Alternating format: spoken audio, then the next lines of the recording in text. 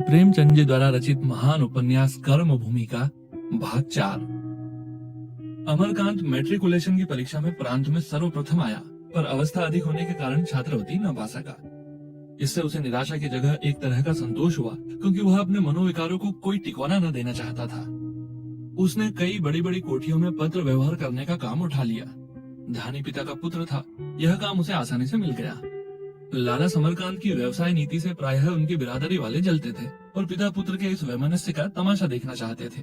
लाला जी पहले तो बहुत बिगड़े, उनके पुत्र उन्हीं के सहवर्गियों की सेवा करे, यह उन्हें अपमानजनक जान पड़ा।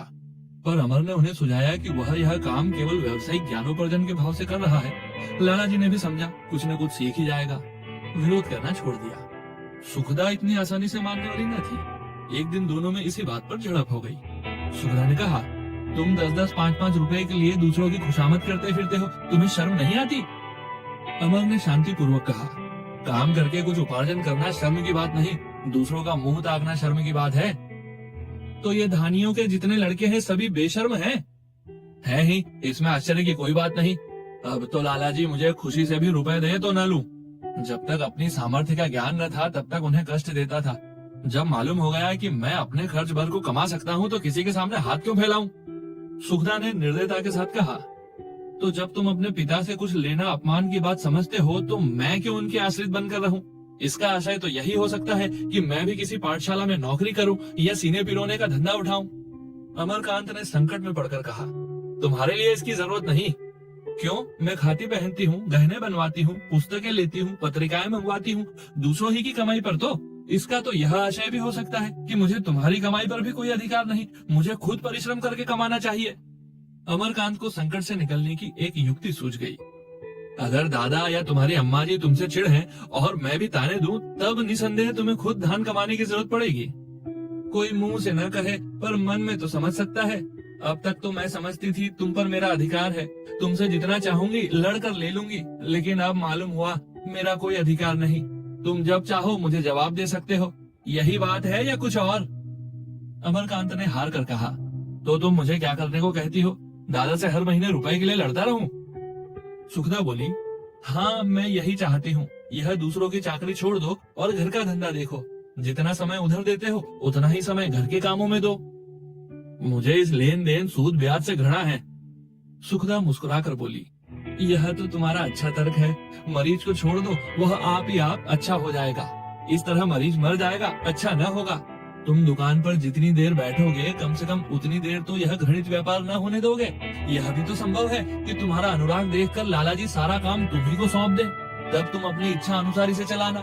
अगर अभी इतना भार नहीं लेना चाहते तो न लो, लेकिन लाला जी की मनोवृत्ति पर तो कुछ न कुछ प्रभाव डाल ही सकते हो।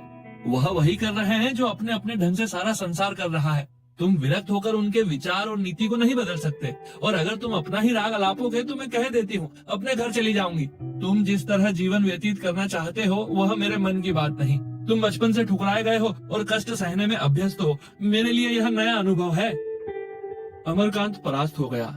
इसके कई दिन बाद उसे कई जवाब सूझे, पर इस वक्त वह कुछ जवाब न दे सका। नहीं, उसे सुखदा की बातें न्याय संगत मालूम हुई। अभी तक उसकी स्वतंत्र कल्पना का आधार पिता की कृपणता थी। उसका अंकुर विमाता की निर्ममता ने जगाया था। तर्क या सिद्धांत पर उसका आधार न था, और वह दिन तो अभी दूर, बहुत दूर था जब उसके चित्त की वृत्ति ही बदल जाए। उसने निश्चय किया, पत्र व्यवहार का काम छोड़ दूंगा। दुकान पर बैठने में भी उसकी आपत्ति उतनी तीव्र न रही। हाँ, अपनी शिक्षा का खर्च वह पिता से लेने पर किसी तरह अपने मन को न दबा सका। इसके लिए उसे कोई दूसरा ही गुप्त मार्ग खोजना पड़ेगा। सुखदा से कुछ दिनों के लिए उसकी संधि सी हो गई। इसी बीच एक और घटना हो गई जिसने उसकी स्वतंत्र कल्पना को भी शिथिल कर दिया। सुखदा इधर साल भर से मैके न गई थी। विधाता माता बार बार बुलाती थी। लाला समरकांत भी चाहते थे कि 2-1 महीने के लिए हो आए, पर सुखदा जाने का नाम न लेती थी। अमरकांत की ओर से निश्चिंत न हो सकती थी। वह ऐसे घोड़े पर सवार थी जिसे नित्य फेरना लाजमी था। 10-5 दिन बंधा रहा तो फिर पुट्ठे पर हाथ ही न रखने देगा। इसलिए वह अमरकांत को छोड़कर न जाती थी। अंत में माता ने स्वयं काशी आने का निश्चय किया। उनकी इच्छा अब काशी वास करने की भी हो गई। इस महीने तक अमरकांत उनके स्वागत की तैयारियों में लगा रहा। गंगा तट पर बड़ी मुश्किल से पसंद का घर मिला, जो न बहुत बड़ा था न बहुत छोटा। उसकी सफाई और सफेदी में कई दिन लगे। गृहस्थी की सैकड़ों ही चीजें जमा करनी थी। उसके नाम सास ने 1000 का बीमा भेज दिया था। उसने कदरब्योत से उसके आधे ही में सारा प्रबंध कर दिया।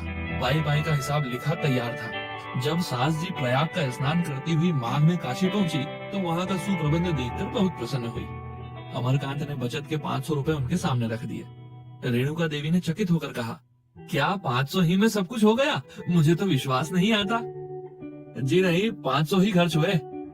यह तो तुमने इनाम देने का काम किया है, यह बचत के रुपए तुम्हारे हैं। अमर ने झेपते हुए कहा, जब मुझे जरूरत होगी आपसे मांग लूंगा, अभी तो कोई ऐसी जरूरत नहीं है। रेणुका देवी रूप और अवस्था से नहीं, विचार और व्यवहार से वृद्धा थी। ज्ञान और व्रत में उनकी आस्था न थी, लेकिन लोकमत की अवहेलना न कर सकती थी। विधवा का जीवन तप का जीवन है, लोकमत इसके विपरीत कुछ नहीं देख सकता। रेणुका को विवश होकर धर्म का स्वांग भरना पड़ता था, किंतु जीवन बिना किसी आधार के तो नहीं रह सकता।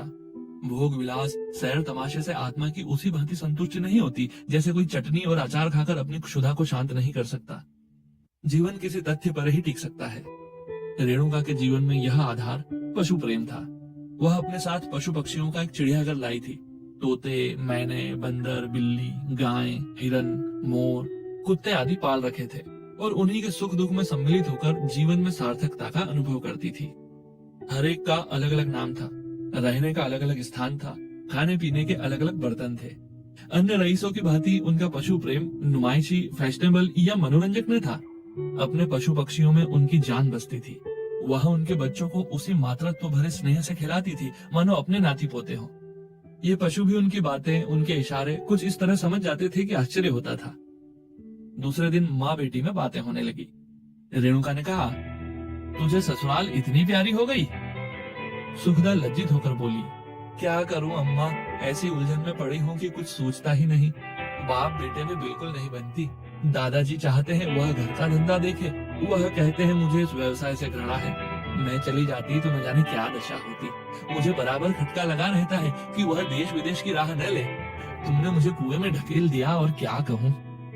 रेणुका चिंतित होकर बोली, मैंने तो अपनी समझ में घर वर दोनों ही देखभाल कर विवाह किया था, मगर तेरी तकदीर को क्या करती। लड़के से तेरी यह पटती है या वही हाल है? सुखदा फिर लज्जित हो गई।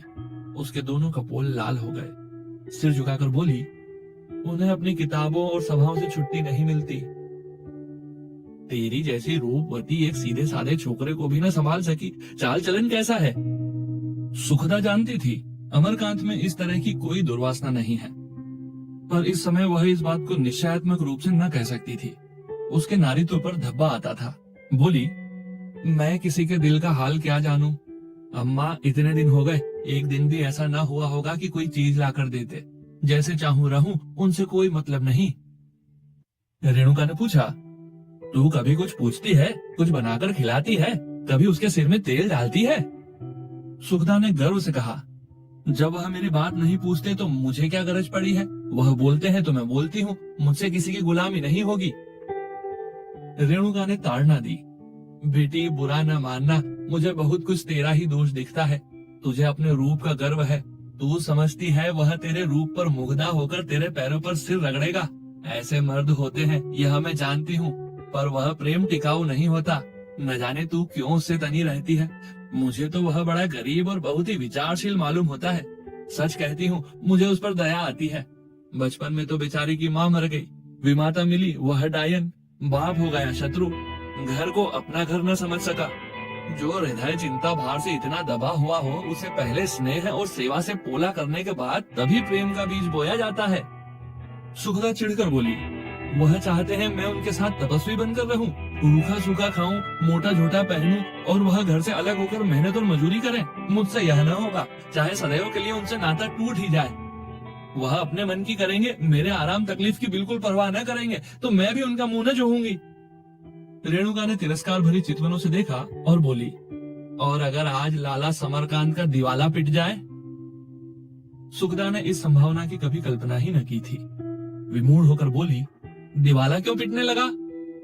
ऐसा संभव तो है। सुखदा ने माँ की संपत्ति का आश्रय न लिया। वह न कह सकी, तुम्हारे पास जो कुछ है वह भी तो मेरा ही है। आत्मसम्मान ने उसे ऐसा न कहने दिया।